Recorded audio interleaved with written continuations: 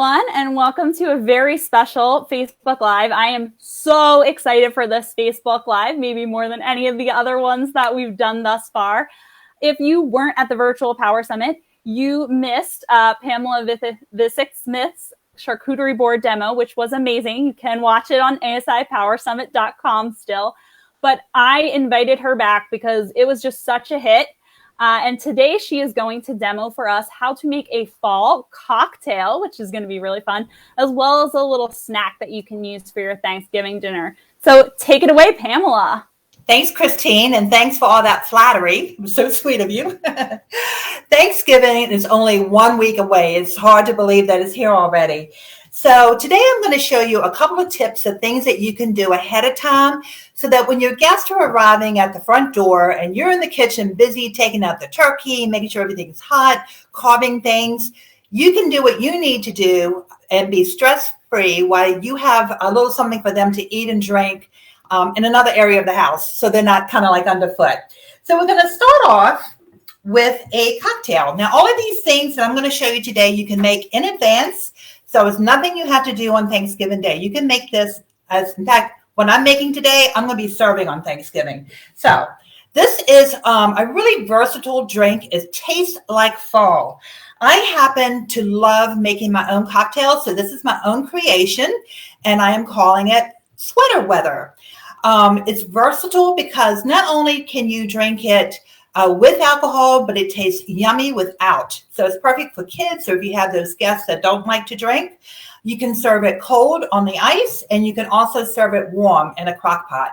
So it's really, really versatile, and you're just going to love it. So I'm starting off with 4 cups of apple cider, which I've already put in here. And to that, I hope I can do this without it spilling, I'm adding 2 cups of pear nectar. Oh my gosh, this is going to taste so good. Then we're going to have 2 cups of orange juice. These are all ingredients that you can easily find. You might even already have them in your pantry. But you can certainly find them in the grocery store. And then finally, 2 cups of cranberry juice. And I happen to know where the 2-cup line is here, so I'm just adding it right up here.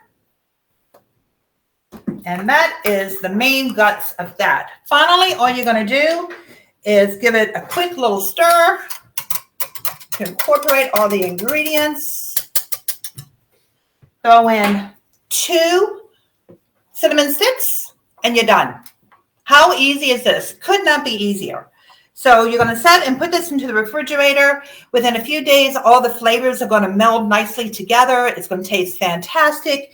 And it's really versatile because of the reasons that I said. And, you know, it's just something easy that you can do ahead of time. When I'm serving the drinks, what I like to do is make a drink station that's out of the kitchen. I don't want anything, any excuse for people to have to come in and maybe risk getting burned by touching something hot. So if you're lucky enough to have a balcony, a patio, a porch that maybe is covered and it's not too cold, that's the perfect place to set up your drink station. And that everybody is completely away from where all the action is going on in the kitchen then. If not, maybe just set up a little table in your family room. With that, I usually want to make sure that I have an ice bucket. You want your glasses there, your plastic cups, whatever you're using, some cocktail napkins. And then I also like to have this. This is a little individual bottles of ginger beer. This happens to be Fever Tree's, my very favorite brand. Counterintuitively, if you don't know about ginger beer, it's no beer in it. It's not actually, it's more like root beer. It's non-alcoholic. But if someone is not drinking alcohol and they want their drink to be a little bit more festive, then they can add this to the top of it because it's nice and bubbly. Or you could have club soda as well.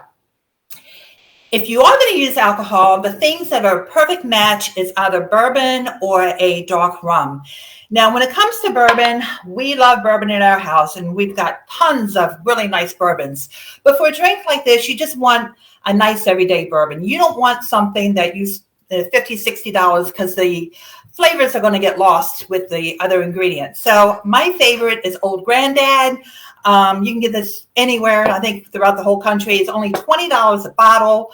And always when you have it, your alcohol out, I include a little shot glass that I set on top.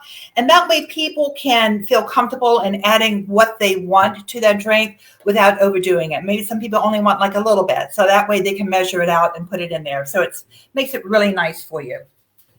Now that you've got something for everyone to drink, you're going to want like a little nibble.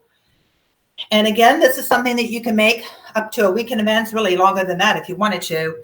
And what this is some mixed nuts that I've made. Well, I'm going to show you how to make them. And these are tasty, they're easy to eat, but it's just a light little snack. It's not going to ruin their appetite for the main event. So what you start off with are 5 cups of mixed nuts. Now you can get something already pre-done like this. You can find these anywhere in the supermarket, Costco, any places like that. You can do your own combination, or you can do a combo of the two. So what I've done is I started off with some basic mixed nuts from the bag, and then I love macadamia nuts and pecans, so I added those 2 here. To this, we're going to add our spices, and this is very easy. It's only like 3 or 4 ingredients. It's 2 tablespoons of brown sugar, 2 teaspoons of cumin, a half teaspoon of cayenne, and a little bit of salt and pepper. Now, if you don't like cumin, no big deal. Substitute something you do like. Maybe you like Cajun seasoning or chipotle. And if you just want a little bit more plain than that, then just go with the brown sugar and some salt and pepper, and you're done. Meanwhile, you're going to have on the oven, on the stovetop, you want to melt 4 tablespoons of butter with 4 tablespoons of chopped rosemary. And oh my gosh, if you could smell this, it smells unbelievable. Oh my God, I love rosemary. I don't know about you guys, but again, if you don't like rosemary, you can use something else. You can use dill or parsley, whatever you like, but I think a lot of people like rosemary. So you just give it a nice good stir, set this aside, and then the last part is just baking it. And I've got a nice little tip for you about even baking it. First of all, you want to set your temperature to 350 in your oven. You can put it on a sheet pan. And you may notice that instead of foil, I'm using these wonderful parchment paper sheets. What I like about parchment paper is that nothing sticks to it and it doesn't burn in the oven either. You can buy parchment paper rolls in the supermarket in the same place where you get like saran wrap or any of those types of things. The problem with that type of parchment paper is you have to cut it to size, and because it's on a roll, it's going to curl up a little bit. I got this online, 100 sheets of this that comes in a nice flat box. I keep it right where I keep my sheet pans, and it's only, it was like, I think $15 for the whole big box of them. And I got them a couple years ago, and you can see I still have them. So you just take your nuts, scrape them out of the bowl. Oh my gosh, it smells so good. Just spread them out all nice and evenly. You don't want any big chunks. And this fits this baking sheet perfectly. The exact ingredients I told you, 5 cups. And there you go. So you stick this into the oven for about 10 to 15 minutes, maybe halfway through. Give it a nice little stir so that everything cooks evenly. Once it's done, and this is a really important part, you want to take it out of the oven and make sure that it cools to room temperature, because you're going to, after that, put them into airtight containers. If there's any heat left into them from the oven, then they're going to get a little soggy. So make sure they cool to room temperature, put them into a airtight container like bowls or whatever, and you're good to go. You can refrigerate them if you want to. You don't really have to. What I like to do, and I do this a couple times a year, is any leftovers, I put in little snack bags, the little zip type bags or a quart bag, and stick it in the oven. And if it happens to be a Thursday night like tonight is, and we're watching TV and having a glass of wine and just want a little nibble, I can take it out of the freezer really quick, and after 20 minutes it's all thawed and you're all set to go.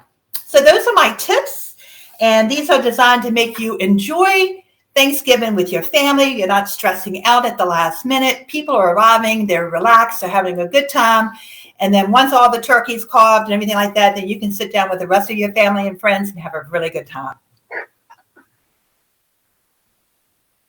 All right. Thank you so much, Pamela. That was great. A lot of good tips there. You know, I am making Thanksgiving this year, so it's great to have that. And I'm sure a lot of people out there are struggling on what to make as well. So I really appreciate your time and appreciate all those tips. And it looks like it was delicious. So thank you so much. Thank you for inviting me. This was a lot of fun prepping for it. I really enjoyed myself. Well, we enjoyed watching you. All right, everyone. Bye. Thank you for watching. Bye now.